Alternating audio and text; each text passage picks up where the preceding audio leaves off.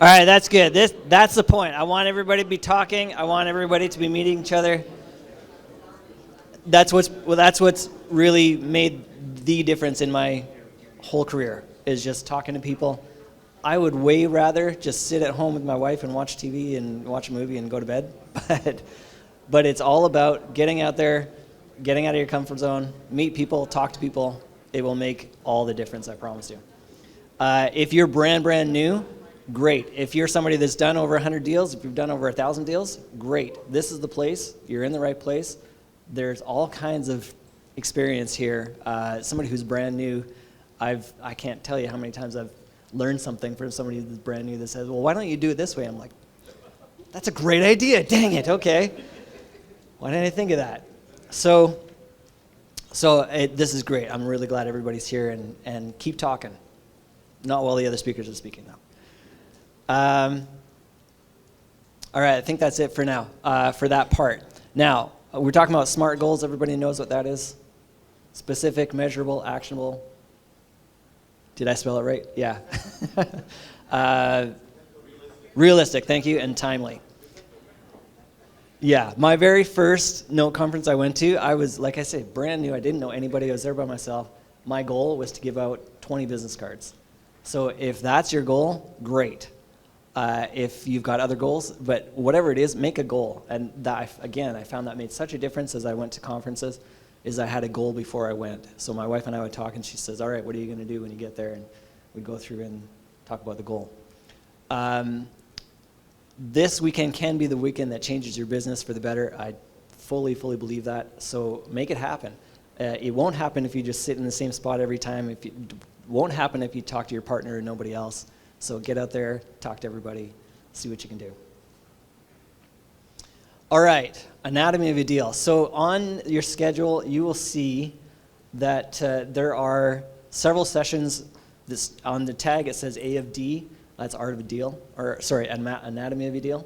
So the idea with the anatomy of a deal is we want to walk through kind of different parts of the life cycle of a note. So all of those sessions specifically are taking you through kind of the life cycle of a note and what it looks like from the beginning to the end.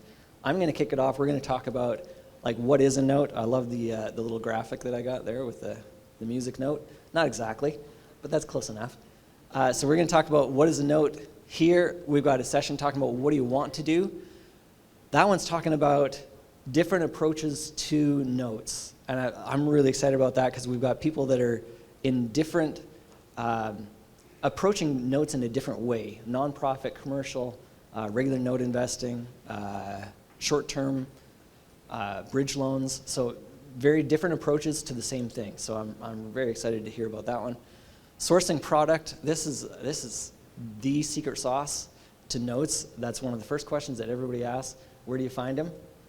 We're going to talk about that. Due diligence and collateral review. We've got a panel of lawyers and investors that can talk about what do you need to look at before you buy it so that you don't buy something that's junk, so you don't get yourself into trouble.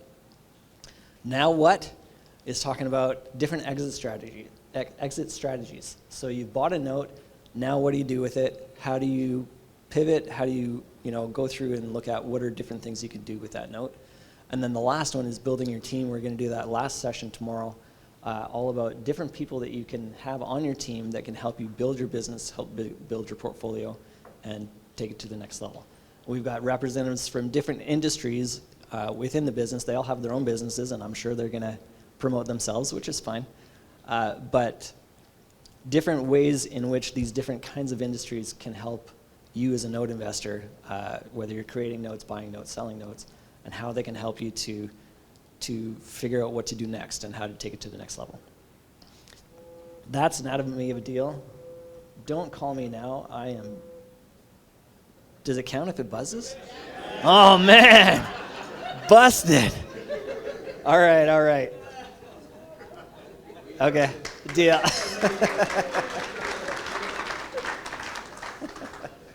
It's on silent. I mean, come on. No, it's all right. It's for charity. All right, so we're going to talk about what is a note. Bare basics, we got to bring everyone up to speed, and if you're already up to speed, great. Then a note is, in the simplest terms, a promise to pay. So somebody borrowed money from somebody else, somebody is going to pay somebody else back some money for some reason. It's written down, the terms that are on that piece of paper, that is a note. I talk about that because I was talking to Brian, who's here somewhere.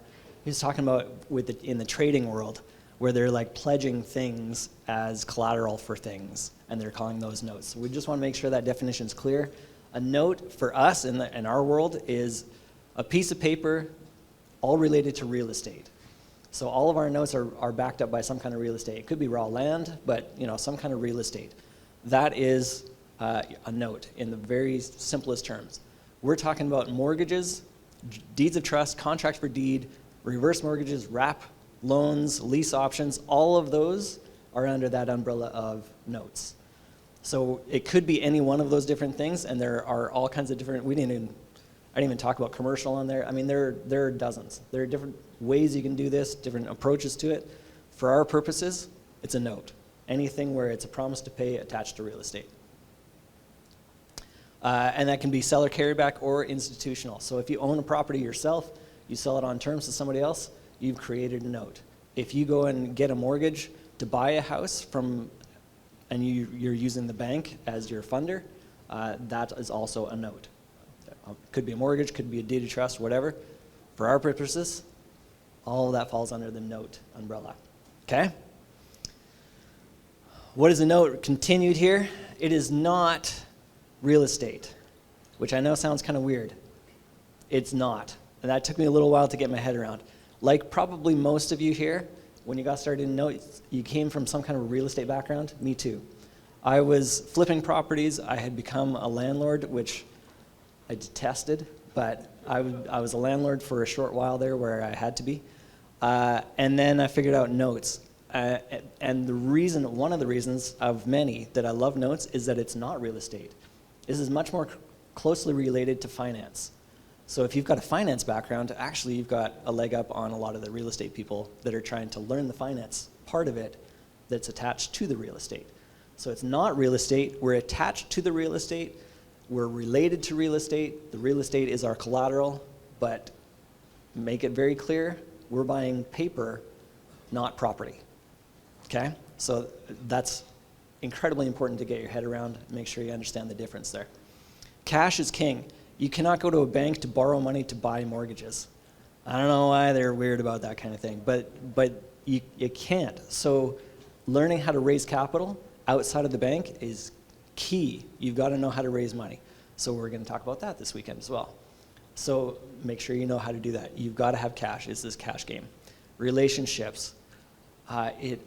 You'll hear it over and over and over again. It's all about relationships. So going out axe throwing with people, having dinner, getting lunch together, whatever, those are very important things. Make sure you get to know people and just be cool and just get those relationships going because it's a major part of this.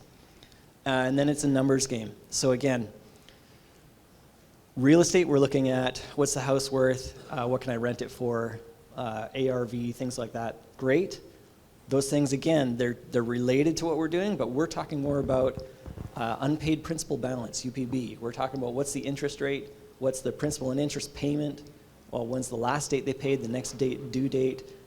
There's more in there. I won't get into everything, but those are the kinds of things that we're looking at, and all of those things are related to and backed up by the real estate, backed up by that property. So if anything goes wrong, the real estate is our backup. But having done this a few years now,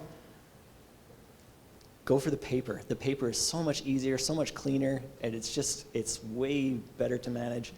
I know I'm very biased because this is what I do all day, every day, but it is so much easier than dealing with property. So I'm a big fan. I put this together a few years back, and I refer to it every once in a while because I just think it's so key. If you've got real estate, these are the ones that you usually focus on. You can rehab, resell, seller finance that guy, or rent it. Cool. Look what I can do. I've got those options open to me, plus all these, and this is not an exhaustive list. I've got all these other things I can do: a short sale, I can refinance that person, I can help them get financing to buy me out, which is awesome. I can hang on to it for cash flow. I can sell the note. I can do so many things. I can modify that loan, and that is just a world unto itself, where we can do all kinds of really cool stuff in just modifying and just helping people stay in their homes. Ideally, that's what we're trying to do, not just because it's a nice thing to do, but you know what? Most times, that's the most profitable. So we're extra motivated to help people stay in their homes. It's not just a nice thing to say. No, really, it's financially, it's the best thing for me. So we're extra motivated to help people stay in their homes.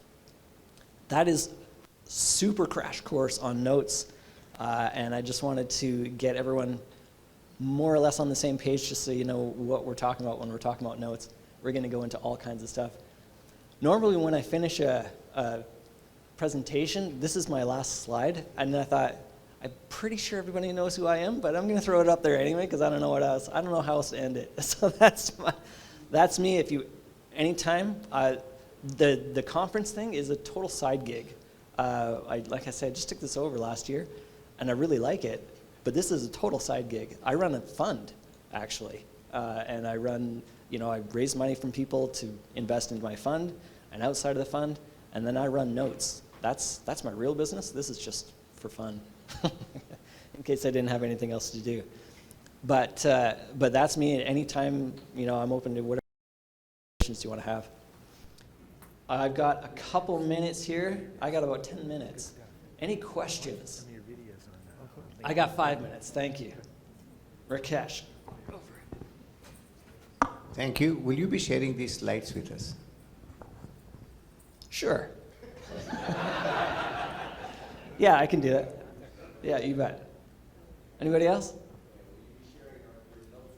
Sharing my notes?